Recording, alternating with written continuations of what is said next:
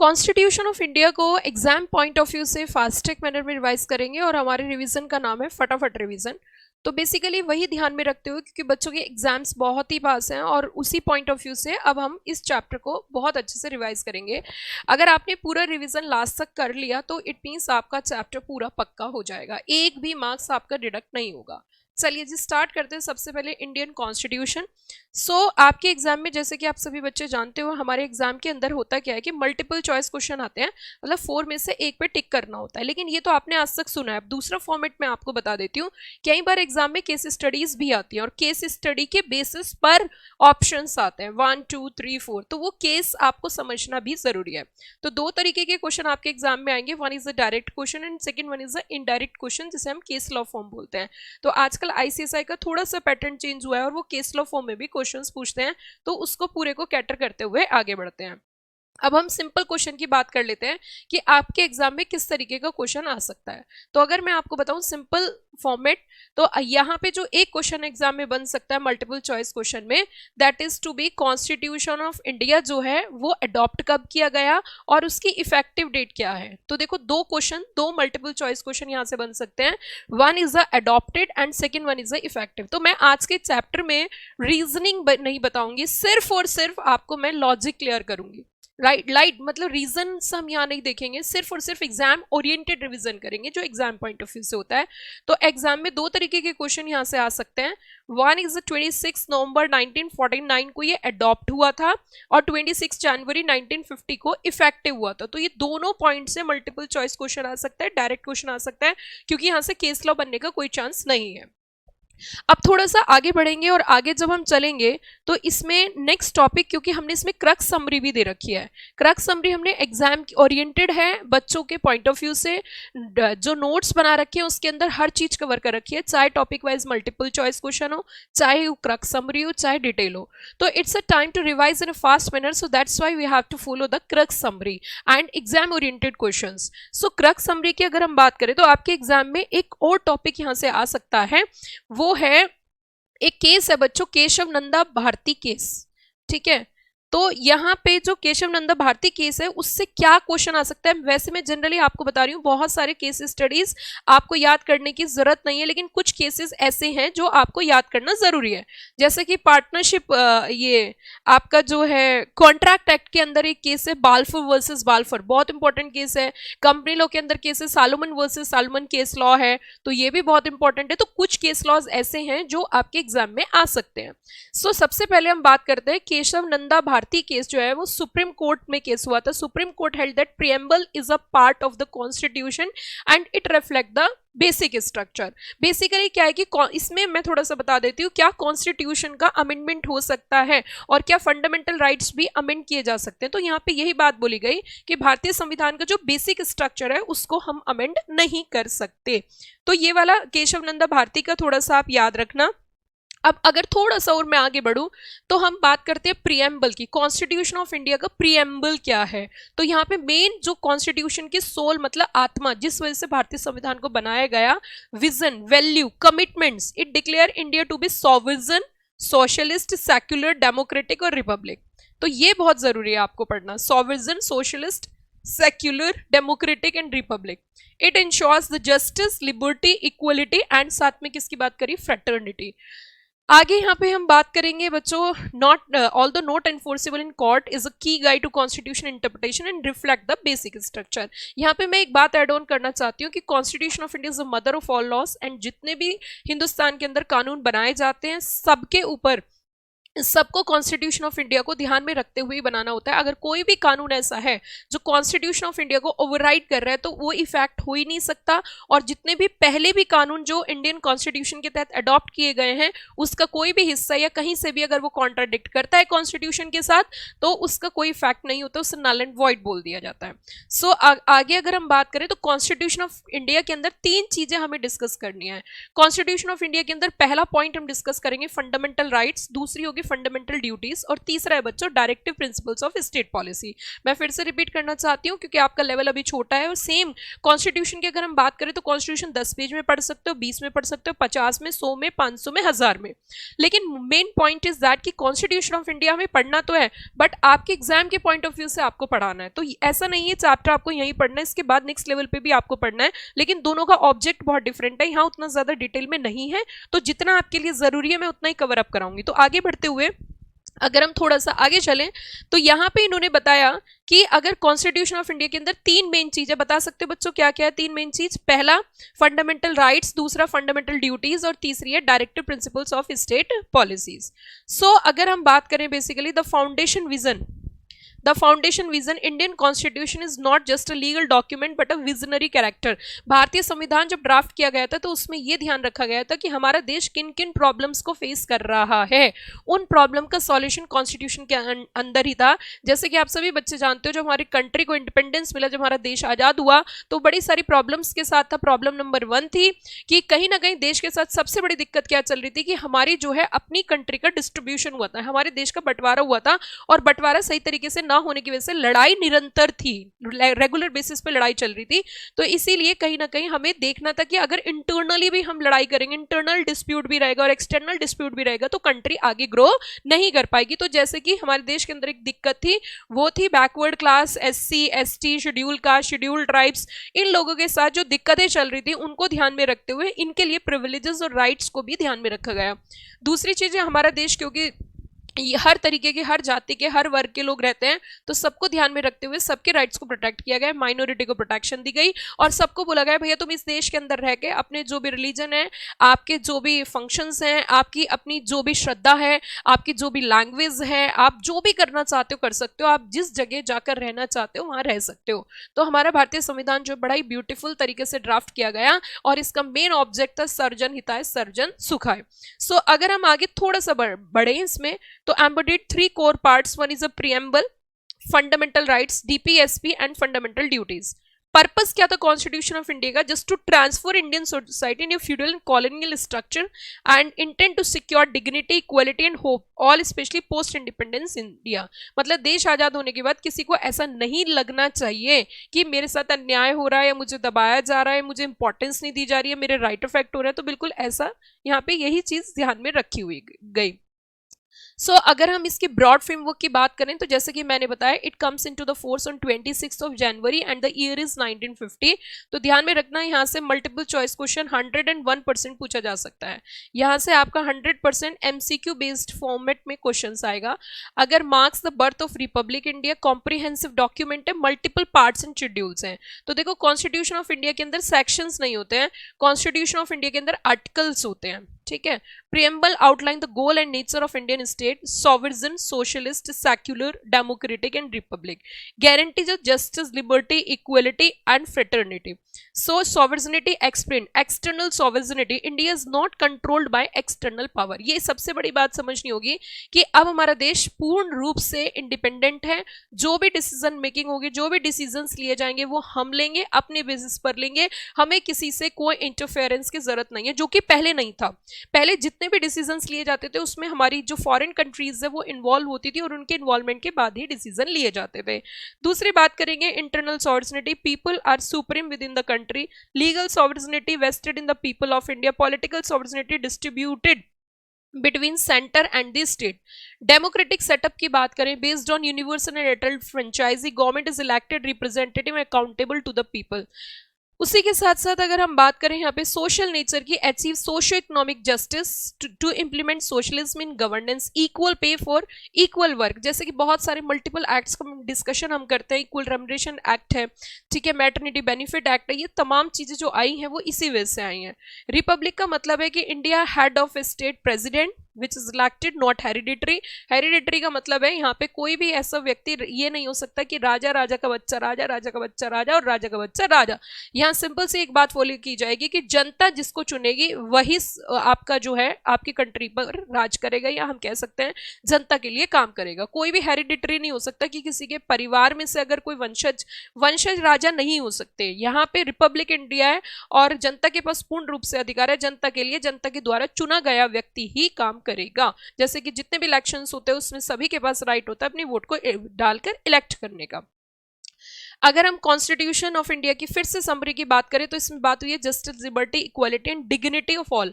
Dignity का मतलब होता है हर व्यक्ति अगर हमारे देश के अंदर पैदा हुआ है तो उसका जन्म सिद्ध अधिकार है कि आप उसकी डिग्निटी के ऊपर क्वेश्चन नहीं उठा सकते। ठीक है, अब जैसे कि मैं आपके साथ डिस्कस कर रही थी तो उसका एक ओवरव्यू बता देती हूँ। तो देखो ये आया आपके एग्जाम में क्वेश्चन, मैंने कहा था जी इस तरीके के क्वेश्चन आपके एग्जाम में पूछे जा सकते हैं। जैसे आपके सामने स्क्रीन पे क्वेश्चन है, the constitution of India came into force on which date. So you know very well, C point आएगा 26 जनवरी एंड द ईयर इज 1950। कौन सा ईयर है जरा बताना, 1950। 26 जनवरी 1950 में जो है हमारा जो कॉन्स्टिट्यूशन था that is into come into force. तो इस तरीके का क्वेश्चन आपके एग्जाम में आ सकता है। अब धीरे धीरे स्टेप बाय स्टेप हम थोड़ा सा आगे चलेंगे। जैसे कि मैंने आपको बताया कि हमारे यहाँ पे मल्टीपल चॉइस क्वेश्चंस है, हर टॉपिक के बाद क्वेश्चंस पूछे जाते हैं। अब अगला मुद्दा आता है कि कॉन्स्टिट्यूशन ऑफ इंडिया फेडरल है या यूनिटरी नेचर का है। तो ये भी हम देख लेते हैं कि कॉन्स्टिट्यूशन ऑफ इंडिया फेडरल है यूनिटरी है। ठीक है, फेडरल और unitary nature of Indian constitution. तो नेचर ऑफ द कॉन्स्टिट्यूशन की अगर हम बात करें तो कॉन्स्टिट्यूशन ऑफ इंडिया जो है federal in the form but unitary in spirit. मतलब वैसे तो देखा जाए यूनिटरी है लेकिन कुछ स्थिति ऐसी बन जाती है जहां फेडरल फीचर्स पिक्चर में आती है। जैसे फॉर एग्जाम्पल के रूप में मैं आपको बता देती हूँ, इन केस ऑफ इमरजेंसी, जब इमरजेंसी होती है तो सबकी पावर डिसॉल्व करके एक जगह एकत्रित हो जाती है पावर। और इमरजेंसी के बारे में जैसे कि हमारे देश में एक ही बार इमरजेंसी आई है, that is in the time of Indira Gandhi. ठीक है, तो इमरजेंसी की स्थिति में क्या होता है कि वहां पे जो है सेंट्रलाइज हो जाती है पावर, वहां डेलीगेशन का कॉन्सेप्ट खत्म हो जाता है। अगर हम बात करें फेडरलिज्म की, constitution is one which is power is divided between central and the state government. हमारे देश के अंदर सेंट्रल स्टेट गवर्नमेंट दो में पावर डिवाइड होती है। ईच गवर्नमेंट अपने अपने डिसीजन लेने में इंडिपेंडेंट है। मैं थोड़ा सा हिंट देना चाहूंगी, थोड़ा एडवांस लेवल पे जा रही हूँ, शायद आप कैच कर पाओ। हमारे कॉन्स्टिट्यूशन ऑफ इंडिया के अंदर एक आर्टिकल नंबर 246 है। आर्टिकल नंबर 246 के अंदर पावर का डिस्ट्रीब्यूशन हुआ है। 3 लिस्ट बनाई गई हैं, central list, union list, state list और कॉन्करेंट लिस्ट। यूनियन लिस्ट के अंदर जो भी मैटर्स फॉल करते हैं उनके ऊपर कानून बनाने की पावर सिर्फ और सेंट्रल गवर्नमेंट की है।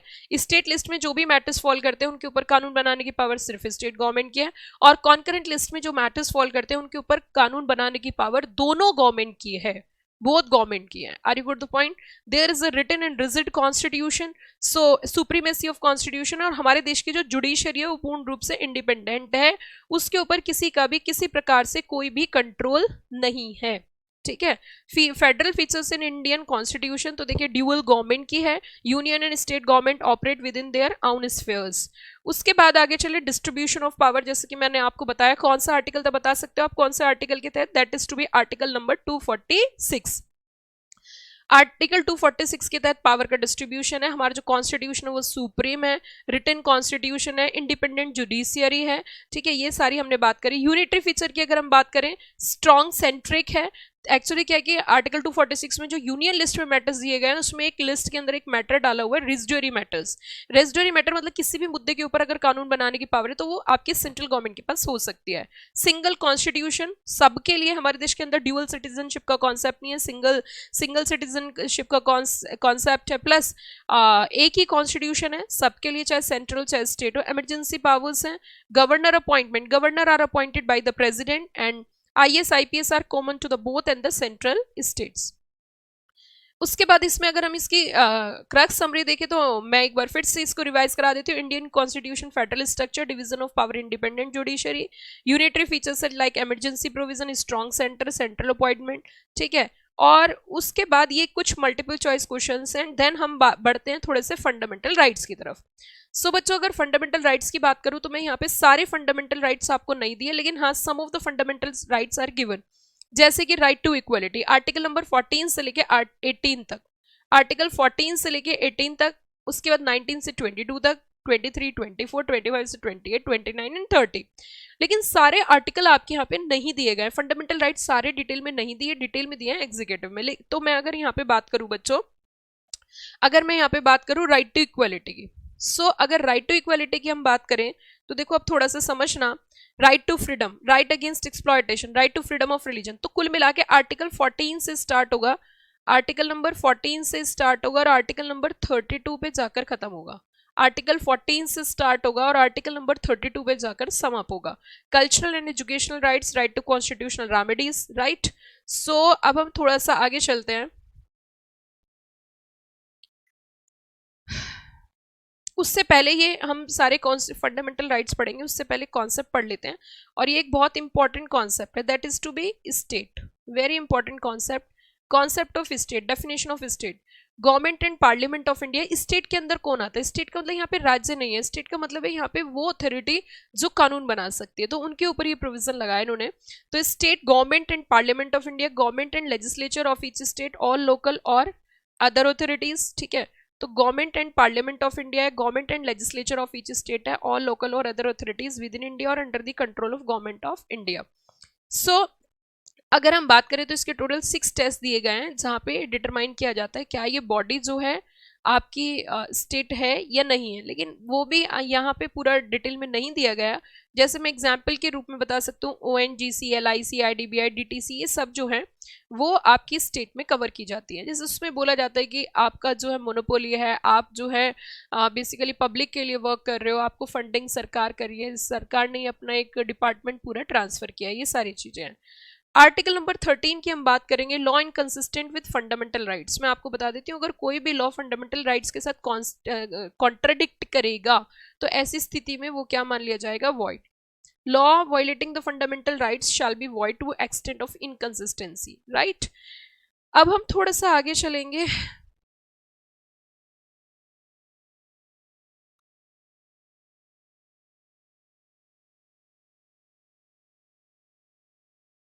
Justifiability of fundamental rights, meaning and purpose. Article 13 is a key protector of fundamental rights in part number 3 of the Constitution. It provides that any law which violate or abridges fundamental rights shall be void.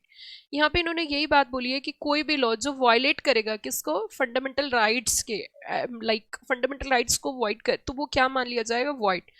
आगे कहते हैं कि fundamental rights enabling court to strike down unconstitutional laws. Two fold operation की बात करते हैं। Article number 13(1) pre constitution laws and 13(2) post constitution laws. Pre constitution laws की अगर हम बात करें, declare them void to the extent of inconsistency with fundamental rights. यहाँ पे मैं थोड़ा सा आपको बताना चाहती हूँ, यहाँ पे कई सारी डॉक्ट्रिन आती है, जैसे doctrine of severability, doctrine of सिवरेबिलिटी, ठीक है, डॉक्ट्रिन ऑफ एक्लिप्स। ये क्या है मैं थोड़ा सा बताना चाहती हूँ। ये कह रहे हैं कि देखो कुछ कानून ऐसे हैं जो हमारे देश आज़ाद होने से पहले के हैं, तो उन्हें हम बोलते हैं प्री कॉन्स्टिट्यूशनल लॉज। तो ये कहते हैं कि जब उनको भारतीय संविधान में अडॉप्ट किया जाएगा तो एक बात का विशेष रूप से ध्यान रखा जाएगा, क्या कि अगर उनका कोई भी हिस्सा फंडामेंटल राइट के साथ कॉन्ट्रडिक्ट कर रहा है ना, कॉन्ट्रडिक्शन हो रहा है, तो उस हिस्से को या तो हटा देंगे, या तो फिर सिविर कर देंगे, या तो फिर उसको एक्लिप्स हो जाएगा। एक्लिप्स का मतलब होता है उस पर ग्रहण लग जाएगा, उसका कोई फैक्ट नहीं रहेगा, ठीक है। अगर पोस्ट कॉन्स्टिट्यूशन की बात करें, restrict the state from making law that abridge fundamental rights such as such laws are void ab initio, तो वो वॉइड एब इनिशियो रहते हैं। जैसे कि जो मैं आपको बता रही थी वो यही है, doctrine of severability, doctrine of eclipse. Severability का मतलब होता है कि वो पार्ट ऑफ लॉ इनवैलिड हो जाएगा, ठीक है, जो कि if a part of law is अनकॉन्स्टिट्यूशन only that part is invalid, मतलब लॉ का वाला हिस्सा जो कॉन्स्टिट्यूशन के साथ कॉन्ट्रडिक्ट कर रहा है उसे वॉइड बोल देंगे, ठीक है। उसी के साथ अगर हम क्रक्स समरी की बात करें, article 13 empower courts to invalidate law violating fundamental rights. It applies to both existing and the future law. Law includes rules, regulations, notification, custom and usages. अब धीरे धीरे स्टेप बाय स्टेप थोड़ा सा आगे चलते हैं और हम पहले आर्टिकल की बात करेंगे, that is the right to equality. बहुत ही आराम से सुनना क्योंकि कॉन्स्टिट्यूशन में सबसे ज़्यादा आता है। अगर मैं कॉन्स्टिट्यूशन ऑफ इंडिया की बात करूँ तो कॉन्स्टिट्यूशन ऑफ इंडिया के अंदर सबसे ज़्यादा इसी से ही पूछा जाता है ना।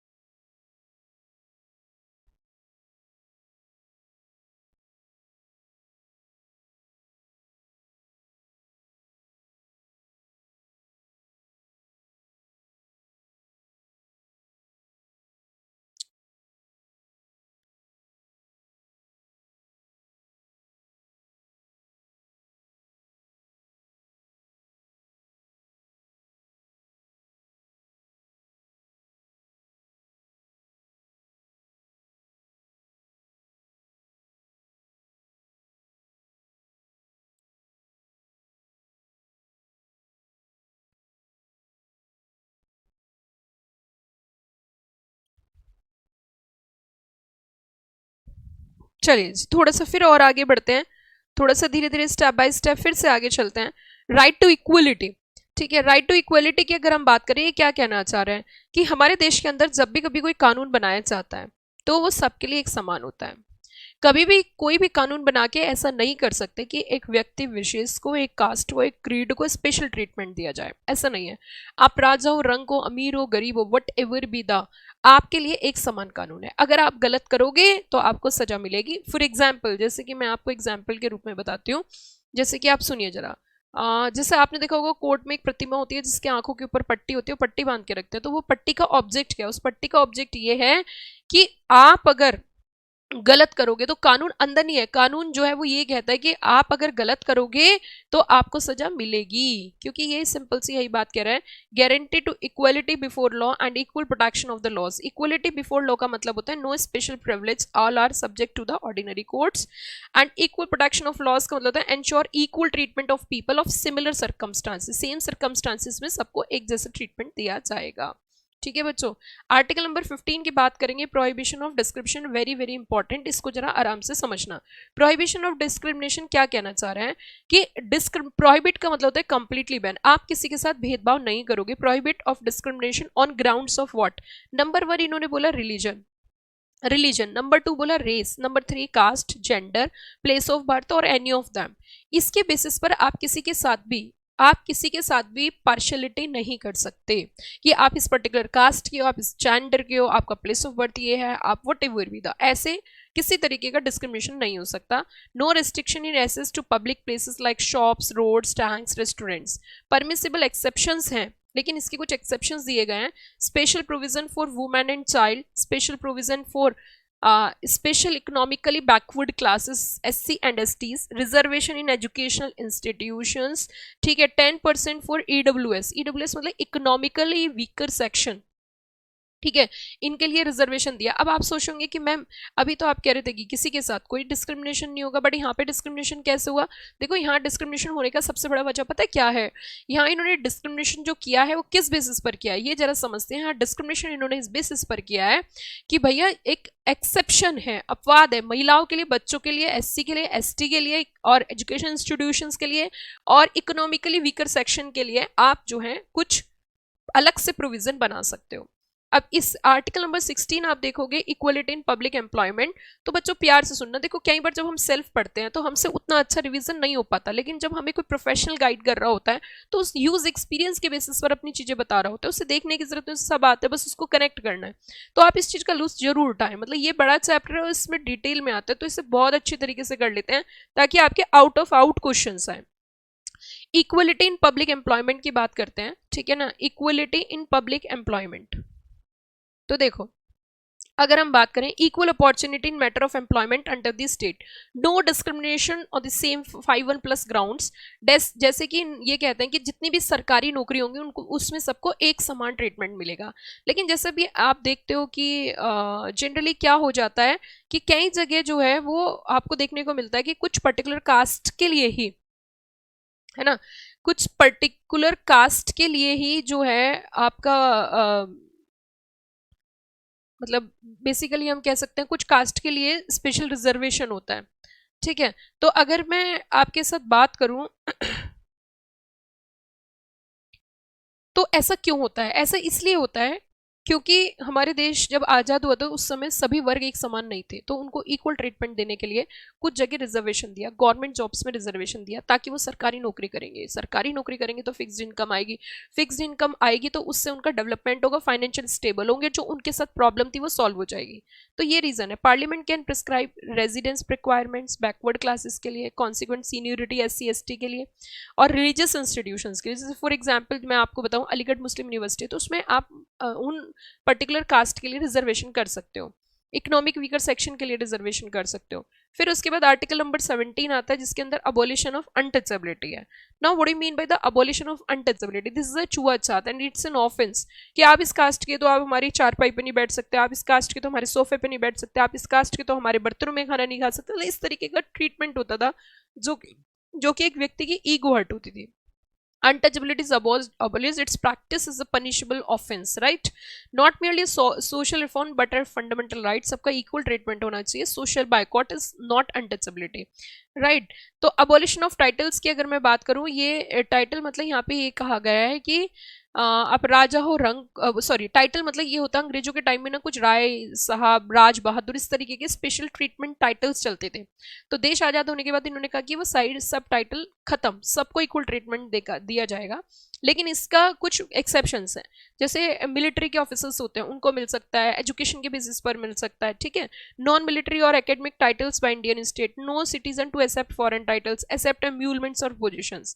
अभी तक जो हमने पढ़ा उसको एक बार क्रक्स समराइज कर लेते हैं. Guarantee equality before law to all persons. Article 15 prohibit discrimination, allow positive discrimination. Article 16 equality in government employment, allow reservation. 17 में अबॉलिश किया है किसे, अनटचेबिलिटी को, and prohibit title that promote inequality. अब आगे चलेंगे rights relating to freedom. Freedom की तरफ चलते हैं. तो पहला हमारा फंडामेंटल राइट आता है freedom of speech and expression. Right to freedom of speech and expression. Freedom of speech and expression की अगर हम बात करें, freedom of speech and expression की अगर हम बात करें बच्चों, तो आप फ्रीली बोल सकते हो, लेकिन इसमें कुछ एक्सेप्शंस दिए गए हैं. जैसे कि provides 6 freedoms only to citizen. Freedom of speech and expression, freedom to assemble peacefully and बिना किसके, आर्म्स के. Right to form associations, unions, cooperative societies, move freely throughout the territory of India, reside and settle in any part of India, and freedom to practise any profession और any occupation और trade. मतलब ये क्या कहना चाह रहे हैं, ये थोड़ा सा हम समझते हैं. इन्होंने कहा कि आपके पास अपना राइट है कि आप अपनी बात को एक्सप्रेस कर सकते हो, स्पीच दे सकते हो. आपके पास राइट है कि आप पीसफुली असेंबल हो सकते हो बिना किसी आर्म्स के. आपके पास राइट है कि आप एसोसिएशन फॉर्म कर सकते हो. आपके पास राइट है कि आप फ्रीली मूव कर सकते हो. आपके पास राइट है कि आप सेटल हो सकते हो इन any part of territory of India. आपके पास राइट है कि आप प्रैक्टिस कर सकते हो एनी प्रोफेशन और कैरी एनी ऑक्यूपेशन और trade. So nature of these freedom, these are the natural rights flowing from the dignity of individual. These are not absolute, subject to reasonable restrictions. Reasonable restrictions की अगर हम बात करें, condition for restriction must be imposed by law, not be reasonable, must be specified for constitutional grounds. ठीक है. लेकिन जब हम स्पीच एंड एक्सप्रेशन की बात करते हैं, आपने कुछ ऐसा भाषण दिया जिस भाषण से लड़ाई दंगे फैल गए, that is to be speech and expression को रिस्ट्रिक्ट किया गया है. इन्होंने कहा जब भी आप कुछ बोलोगे तो आप ध्यान में रखोगे sovereignty and integrity of India. Number 2 security for state, friendly relation with foreign states, public order, decency और morality, contempt of court, defamation और इंसाइटमेंट टू एन ऑफेंस. मतलब इन्होंने किस किस चीज की बात करी है यहाँ पे जरा समझेंगे किस किस पॉइंट पे बात करी. सबसे पहले sovereignty and integrity of India की बात करी कि देश की एकता एवं अखंडता को विशेष रूप से ध्यान रखना है. Security of the state, state की सिक्योरिटी आपको ध्यान में रखनी है. फ्रेंड रिलेशन को ध्यान में रखना है. डिसेंट आपको कोई भी स्पीच देनी है. कंटेम्प्ट ऑफ कोर्ट, मतलब कोर्ट में अगर कार्रवाई चल रही है तो आप कुछ भी नहीं बोल सकते, वो कोर्ट की मर्यादाओं का उल्लंघन होगा. ठीक है. आप किसी के बारे में कुछ भी नहीं बोल सकते. That is deformation. And deformation दो तरीके का होता है, लाइबल, सिलेंडर, लीकिक और मौखिक. ठीक है. लिखित आपने किसी मैगजीन न्यूज़पेपर में लिख दिया. इंसाइटमेंट टू ऑफेंस, आप किसी ऑफेंस के लिए नहीं उकसा सकते हो. उसके बाद थोड़ा सा हम आगे चलेंगे. Protection of life and personal liberty, no person shall be deprived of personal liberty except according to establish by law.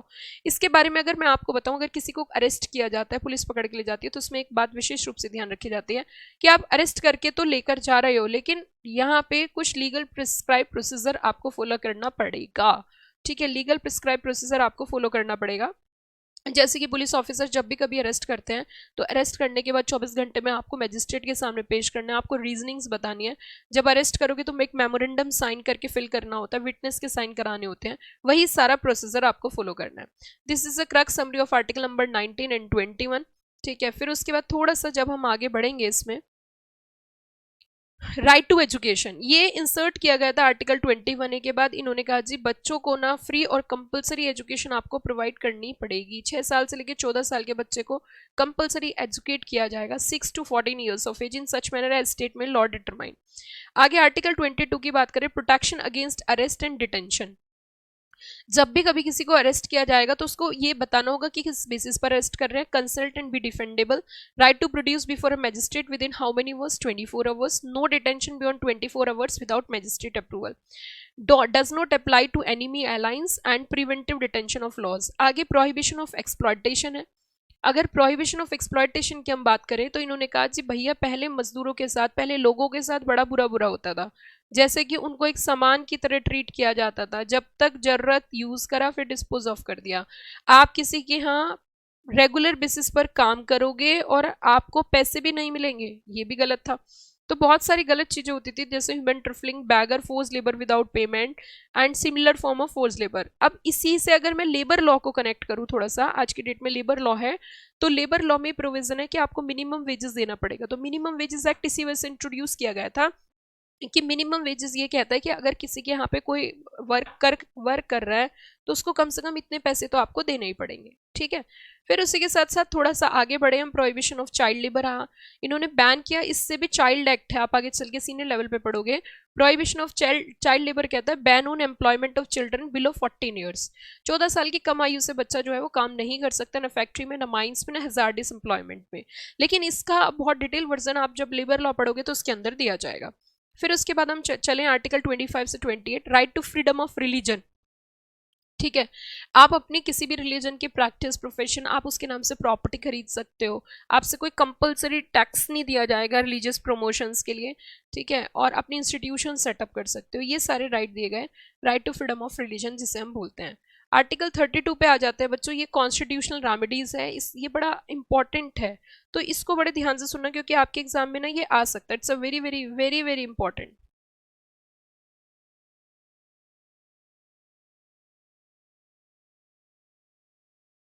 It's a very important concept. Writs की बात करते हैं। What I mean by the writ? Writ is basically a right, okay. If you are concerning what the writ, writ means a right. Writ का मतलब क्या है? एक right माना जाता है। राइट किस तरीके से, वो देखते हैं जरा। It's a fundamental right actually, आपके फंडामेंटल आर्टिकल 14 से लेके 30 तक दिए, 31 तक दिए। अगर 32 की बात करें तो itself it a fundamental right. ये क्या कहता है कि अगर आपके फंडामेंटल राइट्स अफेक्ट होते हैं then you have a right to file a writ petition in Supreme Court. तो आप सुप्रीम कोर्ट में क्या कर सकते हो? रिट पिटिशन, आप सुप्रीम कोर्ट में रिट पिटिशन फाइल कर सकते हो कि आपके फंडामेंटल राइट्स अफेक्ट हो गए। अच्छा, यहां से ना मैं दो चीजें सिखा देती हूँ आपको, एक आर्टिकल 226 भी सिखा देती हूँ।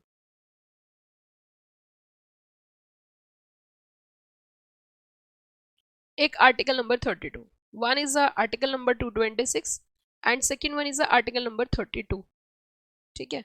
आर्टिकल 226 और आर्टिकल नंबर 32 में क्या डिफरेंस है? जो आर्टिकल 226 है उसके तहत, आर्टिकल 226 के तहत आप जो है हाई कोर्ट जा सकते हो, even not the fundamental rights, but आपके कोई भी राइट अगर अफेक्ट होते हैं तो आप सीधा जो है हाई कोर्ट जा सकते हो। आर्टिकल 32 में बोला गया कि अगर आपके फंडामेंटल राइट्स अफेक्ट होते हैं तो ही आप जो है सुप्रीम कोर्ट जा सकते हो। अगर आपके फंडामेंटल राइट्स अफेक्ट होते हैं तो ही आप कहाँ जा सकते हो बच्चों? सुप्रीम कोर्ट जा सकते हो, ठीक है। तो ही आप सुप्रीम कोर्ट जा सकते हो। Are you got the point everybody? क्या ये कॉन्सेप्ट क्लियर हो गया? अब थोड़ा सा आगे चलते हैं और इसमें जब धीरे धीरे स्टेप बाय स्टेप हम आगे बढ़ेंगे, थोड़ा सा आगे चलते हैं। पहली रिट है that is the habeas corpus. क्या रिट्स हमें मिलती है इसको ध्यान से सुन लेना, वेरी इंपॉर्टेंट कॉन्सेप्ट है। हैबियस कॉर्पस, हैबियस कॉर्पस को हिंदी में बोलते हैं to have a body. To have a body का मतलब है कि अगर आप किसी को भी अरेस्ट करोगे, लाइक किसी को कोई अरेस्ट करके लेके जा रहा है, तो just to give the reasons कि इलीगली डिटेन नहीं कर सकते, ठीक है, अरेस्ट कर लिया कोई दिक्कत नहीं है, लेकिन just to mention the reasons, just to mention the grounds कि किन ग्राउंड्स के बेसिस पर आपने अरेस्ट किया, ये बताना बेहद जरूरी है। आप ग्राउंड्स बताइए, ठीक है। और ये जो रिट पिटिशन फाइल करते हैं, ये फाइल करता है तो वो व्यक्ति या वो उनके घर वाले, और घर वाले जब रिट पिटिशन फाइल करते हैं सुप्रीम कोर्ट को आदेश देना पड़ता है कि भैया आप इनको क्या करिए, रिलीज करिए, आप इनको स्किप करिए, ओके। फिर आता है मेंडेमस। मेंडेमस का मतलब क्या होता है? To compel performance of public duty. जब भी कभी कोई कोर्ट या कोई सरकारी दफ्तर अपना काम सही तरीके से नहीं कर रहा तो आप रिट फाइल कर सकते हो और उनको फिर अपनी ड्यूटी निभानी पड़ेगी। एक होता है रिट ऑफ प्रोहिबिशन। प्रोहिबिशन का मतलब होता है बैन। ये दो रिट समझना, सिसोरियो और प्रोहिबिशन, ठीक है। इन दोनों को जरा समझते हैं, प्रोहिबिशन और certiorari. To stop a lower court from acting beyond its jurisdiction, beyond its jurisdiction. क्या कहना चाह रहा है ये? ये क्या कहना चाह रहा है बेसिकली, हम ये समझते हैं। To stop a lower court from acting beyond its jurisdiction, इसका मीनिंग जरा हम समझते हैं। Certiorari, to quash order passed without jurisdiction, ठीक है। इन दोनों का लॉजिक और मीनिंग हम थोड़ा सा ये समझते हैं, पी और सी से है। Prevention is better than cure, prevention is better than cure. Prohibition मतलब to stop a lower court from acting beyond its jurisdiction, कि अगर कभी भी कोर्ट अपने जुरिसडिक्शन के बाहर जाके कोई एक्ट एक्सरसाइज करता है तो उसको स्टॉप कर देती है, हायर कोर्ट जो है वो आदेश आ जाता है और उसको स्टॉप कर देती है, तो इसे बोलते हैं prohibition.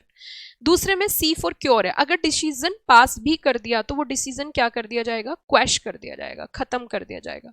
Q warranto, to challenge the legality of person holding public office, to challenge the legality of person holding public office, ठीक है ना। इट मीन्स अगर हम बात करें यहाँ पे कि अगर किसी ने कोई सरकारी नौकरी ऑप्ट करी है, कोई सरकारी दफ्तर में गया है, कोई सरकारी जॉब ज्वाइन करी है, तो उससे यह सरकारी पोजीशन लिया, तो उससे क्वेश्चनिंग हो सकती है कि आपने वैलिड एग्जाम क्लियर करके पोजीशन लिया, दैट्स इट। उसके बाद बच्चों थोड़ा सा आगे पढ़ेंगे हम, और अब हम चलेंगे डीपीएसपी की तरफ। तो DPSP directive principles of state policies होती हैं, ठीक है। डीपीएसपी की अगर हम बात करें तो वो है हमारी directive principles of state policy. तो इसमें अगर हम देखें तो जरा समझते हैं। सबसे पहले social order, promote justice, social, economic and political. Principal policy, equal livelihood, prevent wealth concentration, equal pay for what, equal pay for equal work, मतलब equal pay होगा किसके लिए, equal work के लिए। Legal aid, free legal aid and equal justice, अगर किसी के पास पैसे नहीं है तो और उनको उसको केस फाइल करना है तो उसको लीगल एड प्रोवाइड की जाएगी। पंचायत राज, ऑर्गेनाइज विलेज पंचायत, ठीक है। Right to work and education, public assistance in case of unemployment, old age and साथ में क्या बोला, सिकनेस।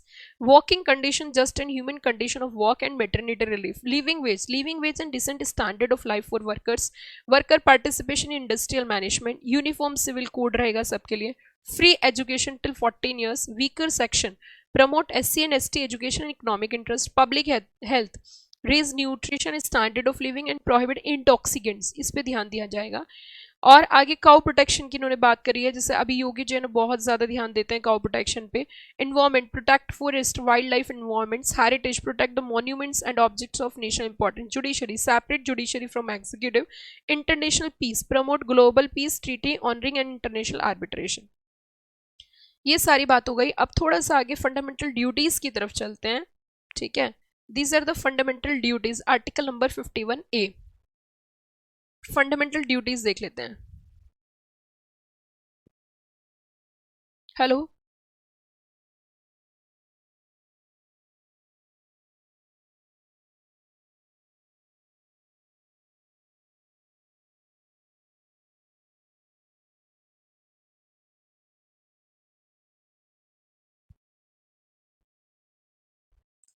आपकी ऑडियो इशू, आपके लैपटॉप का इशू होगा बेटा। ऑडियो अदरवाइज प्रॉपर है, ऑडियो प्रॉपर है, ऑडियो में कोई प्रॉब्लम नहीं है।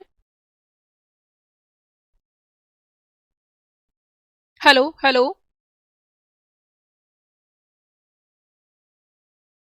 हेलो,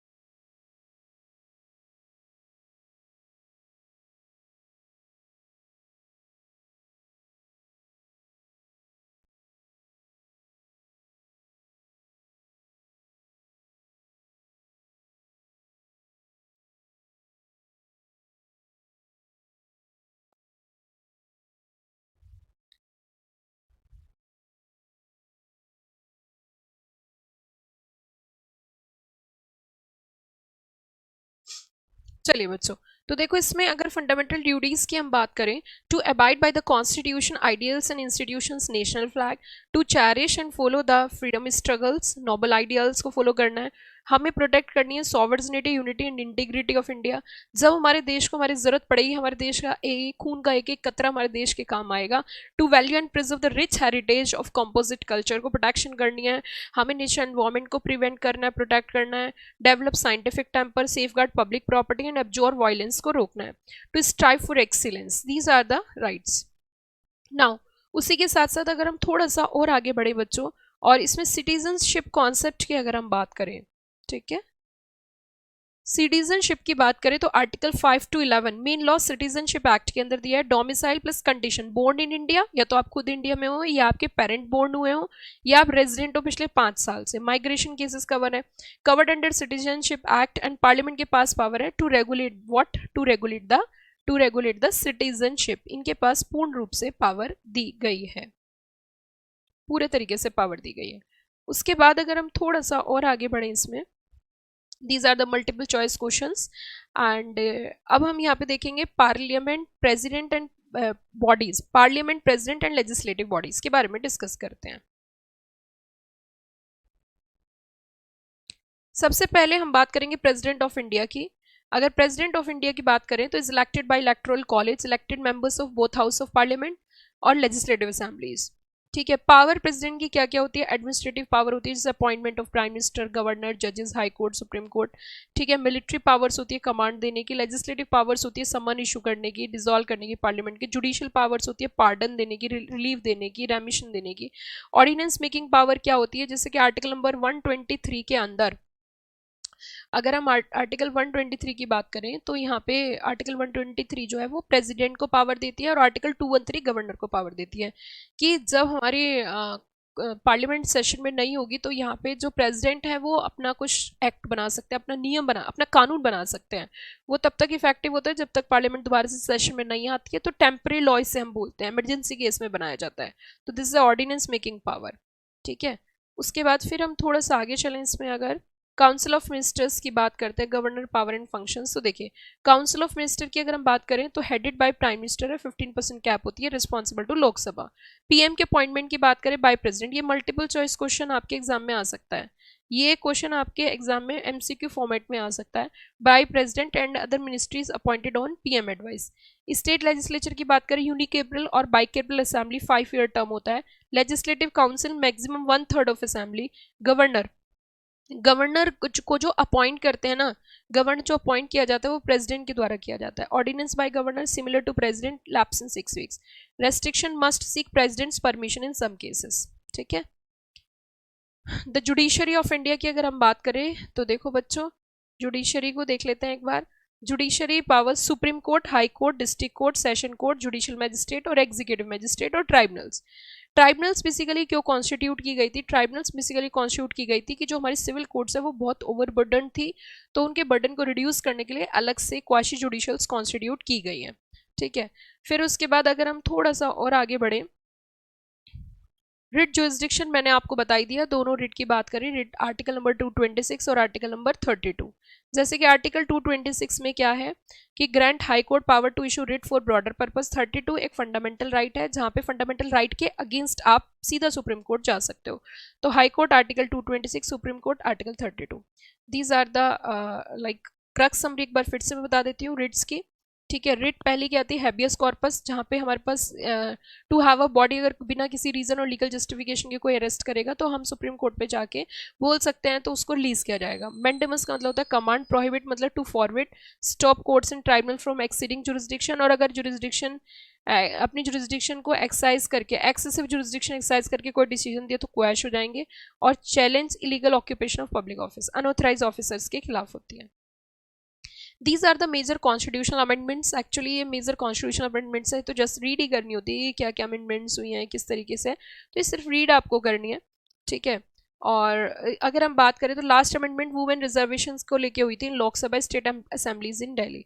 और यहाँ पे मैंने आपको बहुत ही अच्छे तरीके से कॉन्स्टिट्यूशन ऑफ इंडिया को, जो कि एक बहुत बड़ा चैप्टर है, इसको मैंने आपको फास्टिक मैनर में कॉन्स्टिट्यूशन पूरा का पूरा क्या कर दिया बच्चों, रिवाइज करा दिया विद इन 45 मिनट्स। ठीक है, अब मुझे जल्दी से बताइए, किसी बच्चे को कोई डाउट हो तो बताइए। Anybody having any doubt right now? किसी बच्चे को कोई डाउट है? Anybody having any doubt right now? चलिए जी, ये आपका चैप्टर क्या हो गया, यहाँ पे फुल फ्लैजेस रिवीजन हो चुका है। अब फर्दर